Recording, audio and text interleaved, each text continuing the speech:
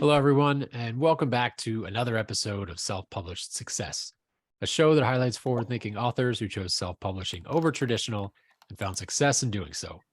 My name is John Feldman, founder and CEO of Visionary Literary, and your host for today's show. Our guest today is Wayne W.T. Hamilton. W.T. is an entrepreneur, a business consultant, and the award-winning author of two books, The Harsh Truths and The Promise. In addition, he is also the creator of the world's first one-chapter book series. WT has discovered the cheat codes in life, what he calls the unfair advantage, and he shares these cheat codes in his books, on stage, and with his clients. And today, he's here to give you an unfair advantage with your authorship journey. WT, welcome to the show.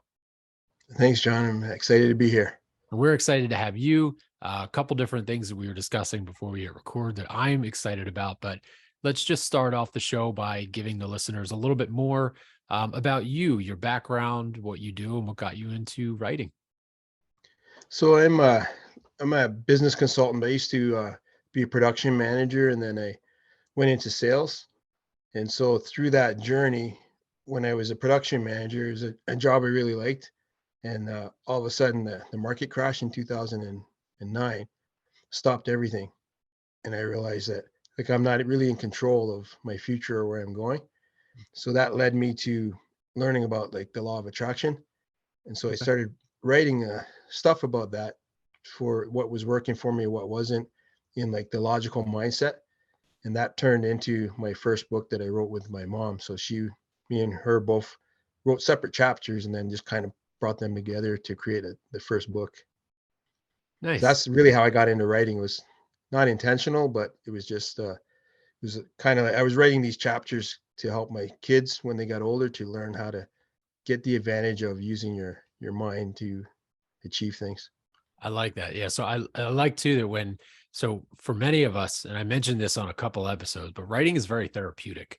So I can Yeah. see that when in 2009, when everything crashed, many people lost their jobs, their homes, XYZ, and writing, whether it was a form of therapy for you or like you said, you were just trying to give your kids an advantage. Either way, it benefited and it snowballed, and it's turned into anyone who looks on Amazon under WT Hamilton's name will see that you've written many books. So that was just the beginning. Yeah. So what I want to know, I'm excited about is what we mentioned in the intro. So your one chapter book series. This is something that's unique. Typically, when you think of when someone thinks of a business book or a business person writing a book, it's a book or maybe two books and on different subjects. But the one chapter book series, can you tell us a little bit more about that?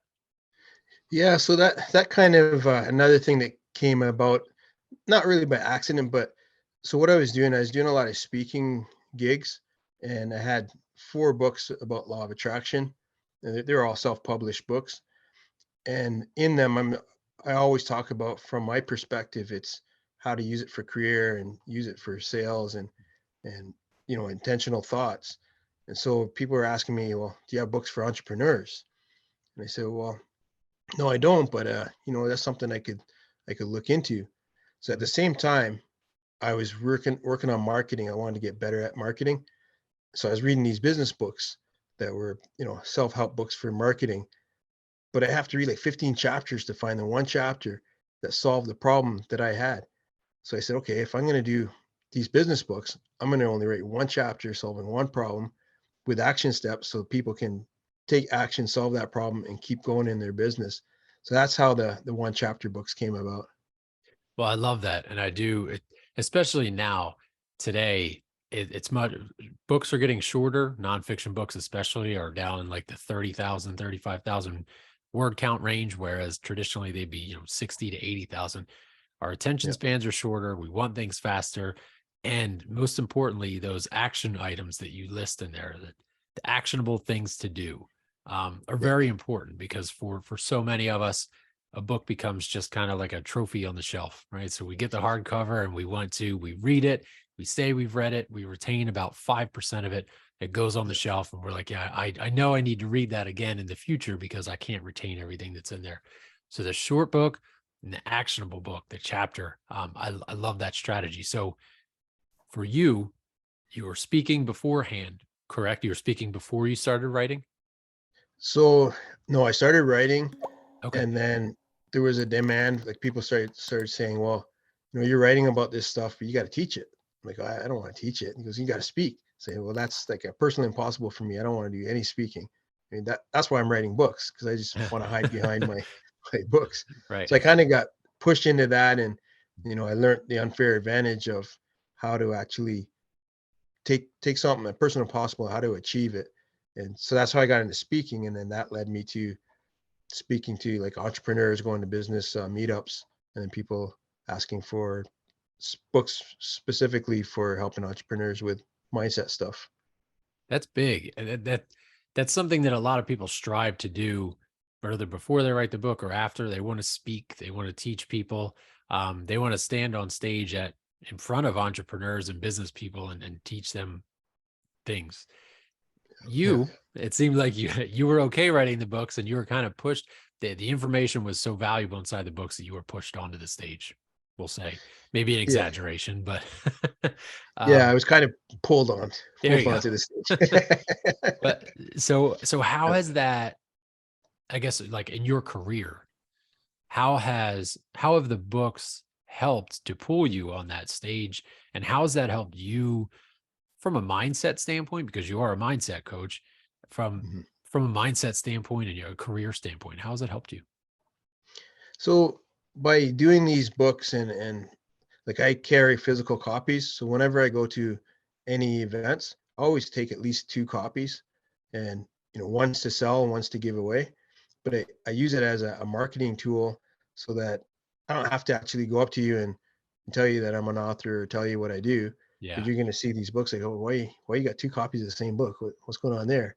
And it's an instant icebreaker, and it also puts you at a level where people realize, okay, you know something and you've done something, you've accomplished something that maybe they want to do, and now you know how to do it and you can help them.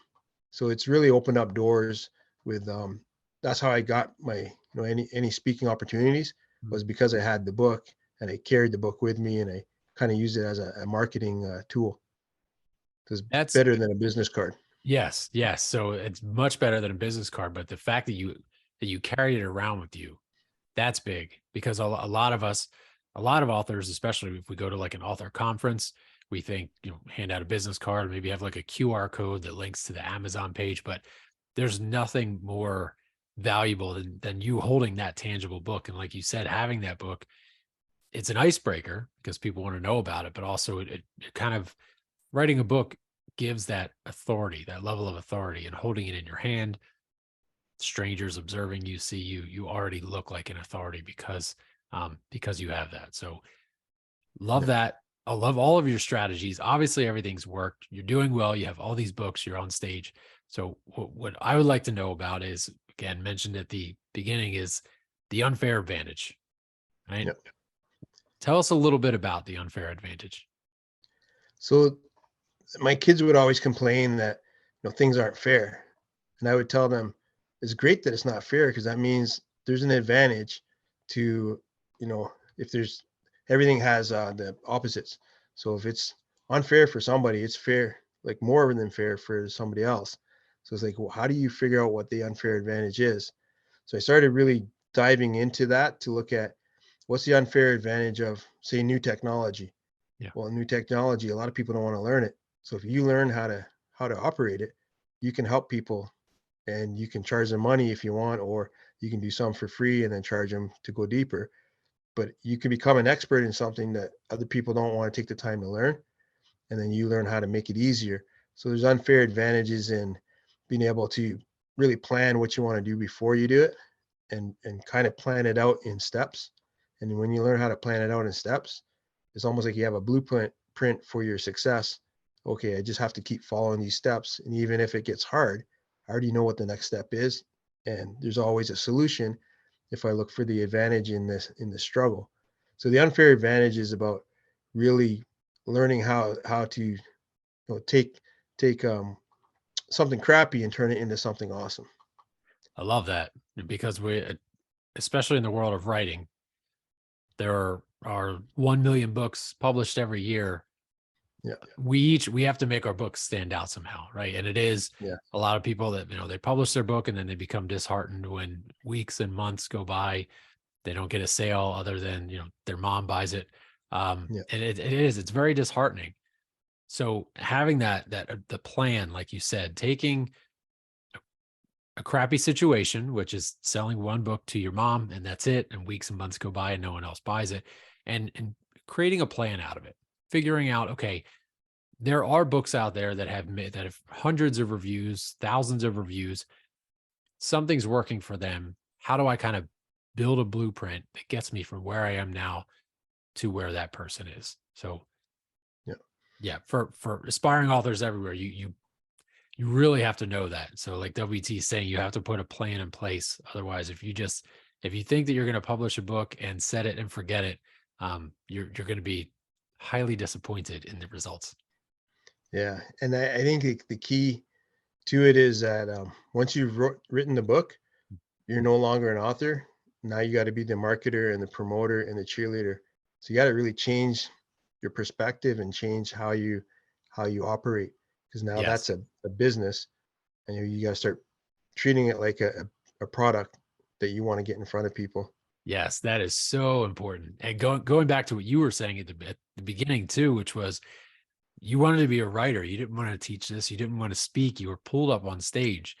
For most of Mhm. us, especially maybe fiction writers, like, no, I just want to write stories. Like you were saying, hide behind a computer, but now you have to Yep. get out there. You have to be in front of people. You have to have that omnipresence. Get out there, show everyone your book, show everyone you and why they need to read your book. Um, Much more important for nonfiction authors who need to build a brand around their book. But that's Yep. so this idea, right? The unfair advantage Mhm.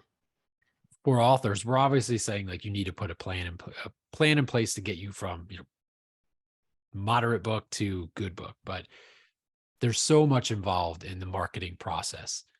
For you, I want to get into the difference between self-publishing and traditional because you've been through both. But when it comes to a tip or a trick, some idea, something that's gotten your book past that initial hump of, a handful of sales, what would it Mhm. be?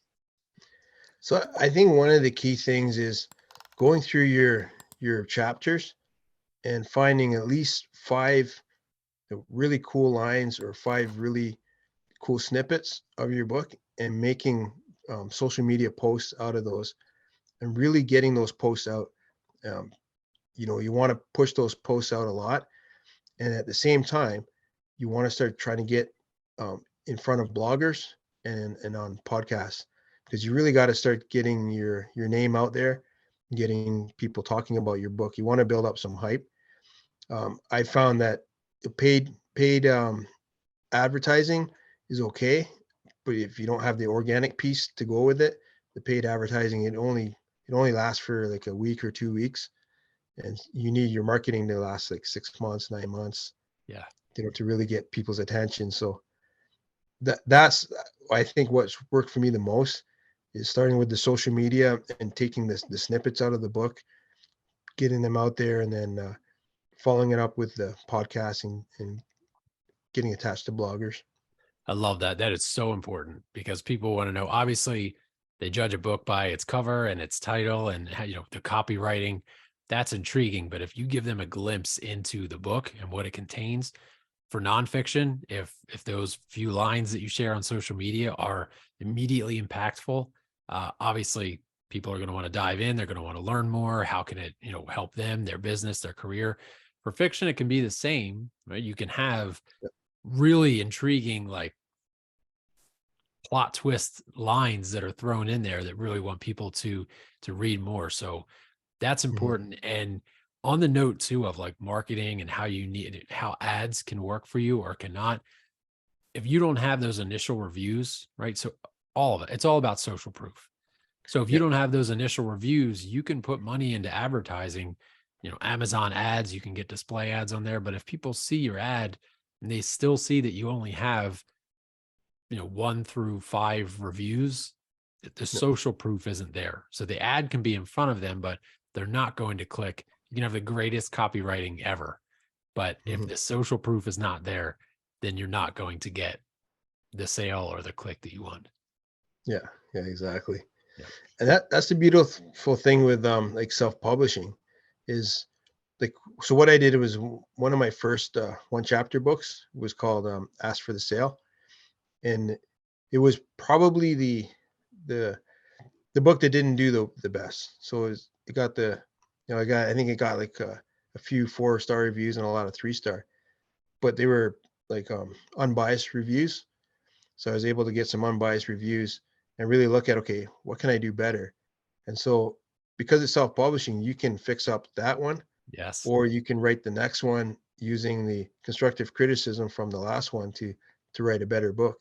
Yes. So I really feel like, instead of thinking that you're the greatest writer ever, just write your book, Yes. get feedback, and then because it's self-publishing, you can tweak it and you can, you know, uh, fix it up a little bit. And Yep. you can't change the whole structure, but you can fix it up a lot just because it's self-publishing and it doesn't cost you much to do those edits.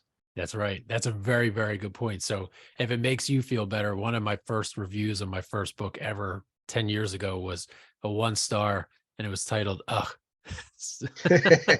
Yeah. So I've gotten better from there, but that just it Yeah. goes to show that self-publishing. So with traditional publishing, you go through a publishing house, they print 5,000 copies of your book because it's cheaper with economies of Yeah. scale that way to print that many. So even if you see a spelling error, you have 5,000 books that you still have to sell with that error in it. With Yeah. self-publishing and print on demand, you can just go in and change the file, and the next book that is printed will have that update. So you have that ability. Yeah. And like you said, unbiased reviews, unbiased feedback is so much better. It's so much more beneficial to the book and to your future readers. So don't hang your head if you get some early reviews that aren't good. Just go in, figure out what you need to change, and make those changes inside of the system. Upload your new file. So very good Yeah. point to be made there. Yeah. So you've been through self-publishing, right? We talked about Yep. the benefits already. Your first book was traditionally published. And Yep. so tell us a little bit about the difference in the processes, and then what made you decide that from now on you want to self-publish the rest of your books.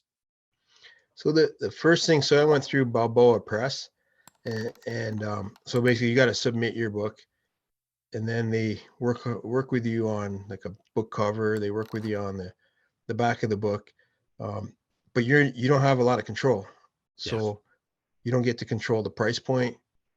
You can't do sales because you're not in control of how the book can be priced at any given time. right. Um, if you want to change the cover, which we did, we had to pay a whole bunch of money later on. Like it was probably about a year later that I came up with a better cover, and then I had an artist do the cover, but then I had to pay for that.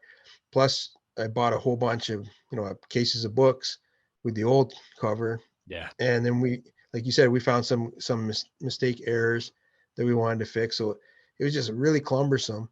And at the end of the day, you're just not in control. Whereas when I did the self-publishing, we were in control of everything. But the only hurdle is you're in control of everything. Yeah. So It's a good how to point. categorize the book, Yeah. how to SEO the book, everything. Yeah. But you have complete artistic control, which is huge, and it doesn't cost you a lot to do the self-publishing. Whereas the other way, there's a lot of cost to it, Yeah. and they want to sell you like marketing packages that you maybe don't need right away, especially if you're just starting out. Yeah. Yeah, so that's a really good point. It's just the control thing is what's so important Yeah, for nonfiction authors, especially. For if you're a fiction author and a traditional publisher gives you ideas on titles, like that might be good because they do a lot of research. They know what sells and what doesn't. But if you were writing a nonfiction book and you specifically have a title in mind because it links with your business or your brand, and a traditional publisher could just say no, we're yeah, not going to put that in, and you lose control. But like you were saying, price points, marketing, promotion, like you're in control of all of that. And with self-publishing, you can still hire experts to do the editing and the cover design and the copywriting, SEO, everything that you need. um, yeah, but at the same time, you if you want to rush through it, you don't have to hire any of them and you could put out a subpar product. So the pros and cons of self-publishing obviously are there. Yeah. And the other thing, we had to wait in line for our book to get published when we went through the traditional way. Yeah. It's a And longer so, process for sure. oh Yeah. yeah, for sure, because Yeah. they only want to promote so many books at a time Yeah. under their label.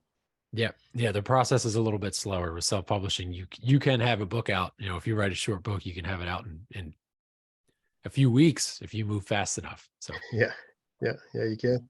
yeah. So far, excellent episode. We have so many like valuable pieces of insight. What else? I guess like what's next for you? Right? You already have so many different books out. You're speaking on stage. You're mindset coach. What's next for you? So right now I'm really more focused on like just promoting the books that I have, because they do have a lot of insight and nuggets for entrepreneurs. And then I'm promoting I'm giving away the Unfair Advantage book. So I want people to be able to get that and use that.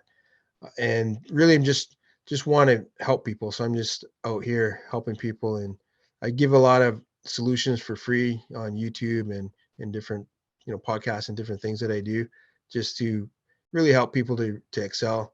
I kind of give back because things are going pretty good for myself, so it's nice to help other people as well.